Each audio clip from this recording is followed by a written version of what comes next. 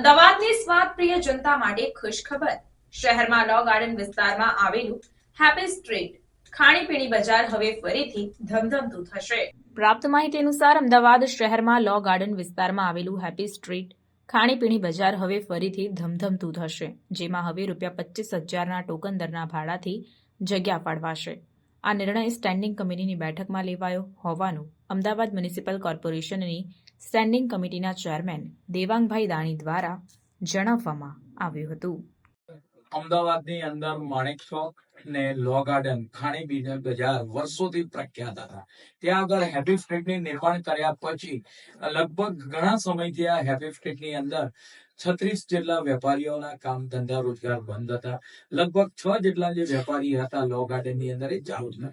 પરિણામે જે હેપી સ્ટ્રીટની આપણે વાત કરીએ કે મધ્યમ વર્ગના લોકો, ઉચ્ચ વર્ગના લોકો રાત્રિના સમયે ખાણીપીણી બજારમાં આવતા હતા. પરંતુ આ સ્ટ્રીટ બંધ થવાને કારણે આપણે વાત કરીએ કે અનેક અસરો પડી હતી. પરિણામે એ લોકોની રજૂઆત આવતી હતી કે જે ભાડા હતા એમને પોસાય એવા ન હતા.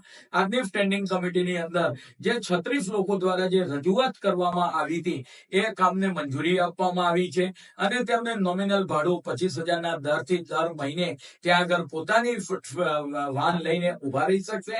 અને જે 36 જૂના વેપારીઓ હતા એને પરિણામે આપણે વાત કરીએ કે આ હેપી સ્ટ્રીટ છે, લો ગાર્ડનની આપણે વાત કરીએ કે ફૂડ બજાર છે, એ પુનઃ ધમધમતું થશે. અને જે ખાણીપીણીના જે રસિકો છે એમના માટે આ ખૂબ જ એક આનંદના સમાચાર છે.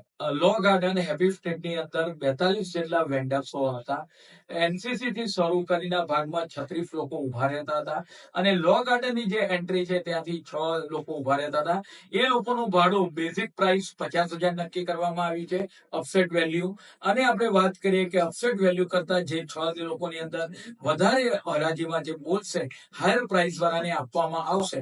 પરંતુ જે 36 લોકો છે તેમને આપણે પુનઃસ્થાપિત કરવામાં ત્યાં આગળ આવ્યા છે અને પરિણામે ટોકન માસિક 25,000ના ભાડાથી આપણે જે હેપી સ્ટ્રીટના જે વેપારીઓ છે તેના પરિણામે હેપી સ્ટ્રીટ ફરીથી ધમધમતી થશે. અને જે ખાણીપીણી માર્કેટ તરીકે લો ગાર્ડન ઓળખાતું હતું તેમાં મધ્યમ વર્ગ, ઉચ્ચ મધ્યમ વર્ગના અને તમામ લોકો રાત્રિના સમયે હેપી સ્ટ્રીટની અંદર હવેથી મુલાકાત લઈ શકશે. 2025ની અંદર પાર્કિંગનો કોન્ટ્રાક્ટ પણ પૂરો થયો છે. તો લો ગાર્ડનની અંદર વાત કરીએ કે જે ગાર્ડનની અંદર જે પાર્કિંગના રેટ નક્કી કરેલા છે એ જ રીતે આ વિસ્તારની અંદર આપણે વાત કરીએ કે હેપી સ્ટ્રીટની અંદર જે ભાગમાં પાર્કિંગ એરિયા રાખવામાં આવ્યો છે તે જ રેટથી પાર્કિંગના દર વસૂલવામાં આવશે. અમદાવાદ મહાનગરની અંદર અનેક ધાર્મિક સંસ્થાઓ, મંદિરો આવેલા છે. તેની અંદર પ્રાથમિક સુવિધાના કામ કરવા માટે સ્ટેન્ડિંગ બજેટની અંદર 25 કરોડ રૂપિયાની ફાળવણી કરવામાં આવી હતી. એક મંદિરની અંદર ઘણીવાર કેટલાક કામો જો કરવાના હોય, એના પેવર બ્લોક નાખવાના હોય, ત્યાં આરસીસી રોડ બનાવવાનો હોય, ડ્રેનેજ લાઈન નાખવાની હોય, તદ ઉપરાંત પીવાના પાણીનું હોય, વોટર કુલર હોય અથવા તો સોલર રૂફ નાખવાનું હોય, એના માટે વર્ષની અંદર મહત્તમ 10 લાખની મર્યાદાની અંદર એ વિકાસના કામો થઈ શકશે. એના આપણે એ મંદિર રજીસ્ટર થયેલું હોવું જોઈએ અને છેલ્લા 2 વર્ષનું એને ઓડિટ કરાવેલું હોય તો કોર્પોરેશન તરફથી આ સુવિધા આપવામાં આવશે. અને પરિણામે ઘણા મંદિરોની અંદર જે જોવા મળતી હોય છે કે ત્યાં પેવર બ્લોક તૂટેલા હોય છે, ફૂટપાથ આપણે વાત કરીએ કે આરસીસી રોડ હોતા નથી, એ લોકોને કુલરની જવાબદારી આપણે વાત કરીએ કે જરૂરિયાત હોય છે, પોતાનું લાઇટ બિલ ઘટાડવા માટે સોલર રૂફની જરૂરિયાત હોય, તો આ તમામ સુવિધા છે એ મહાનગરપાલિકા દ્વારા પૂરી પાડવામાં આવશે. સાબરમતી રિવરફ્રન્ટ એ અમદાવાદ, ગુજરાત નહીં પણ ઇન્ડિયામાં એક નામના ધરાવે છે. હાલ રિવરફ્રન્ટ પર ફ્લાવર શો પણ ચાલી રહ્યો છે. તદ ઉપરાંત અનેક લોકો અટલ બ્રિજની મુલાકાત લેતા હોય છે.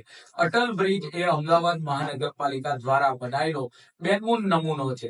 હજારોની સંખ્યામાં ઘણા લોકો ત્યાં અટલ બ્રિજને જોવા માટે આવતા હોય છે. પરંતુ કેટલાક સમયથી અટલ બ્રિજની સફાઈ કરાવી, તદ ઉપરાંત જે ઉપરની જે કમાનો છે એનું બ્યુટિફિકેશન જે કરાવવું એ જરૂરિયાત લાગી છે. એને લગભગ ખાસો એવો સમય પણ થયો છે.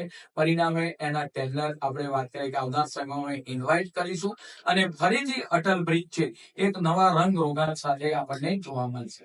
ખાડિયાવાડની અંદર એક વર્ષો જૂની હોસ્પિટલ હતી, મહાનગરપાલિકા દ્વારા તેની આપણે તૈયાર કરવામાં આવી છે.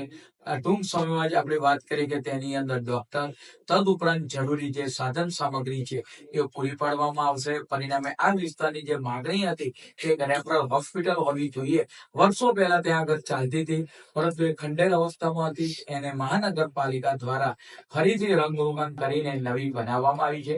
ટૂંક સમયમાં ત્યાં આગળ ડોક્ટરની એપોઇન્ટમેન્ટ કરી એ હોસ્પિટલને ચાલુ કરવામાં આવશે.